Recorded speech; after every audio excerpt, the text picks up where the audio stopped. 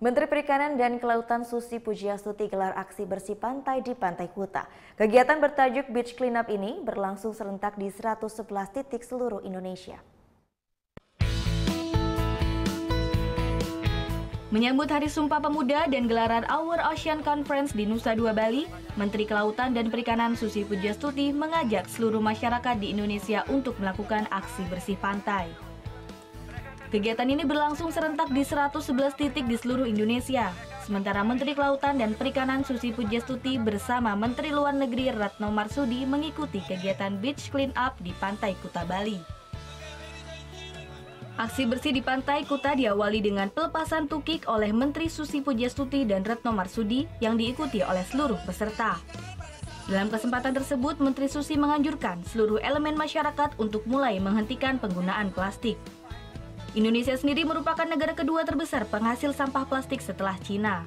Masa kita kalah sama negara-negara kecil di Afrika? Tidak ada lagi kresek, tidak ada lagi plastik sedotan. Setuju tidak? Setuju. Tidak ada lagi minuman botol di kantor-kantor, di rumah-rumah. Bisa dong. Beli galon besar, kita selalu bawa tumbler. Bisa tidak? Bisa.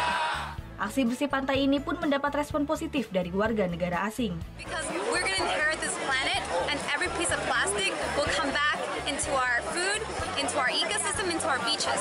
So please, let's make sure we have so many people more involved and get young people activated all over the world. So I am so happy to be here and thank you for having us.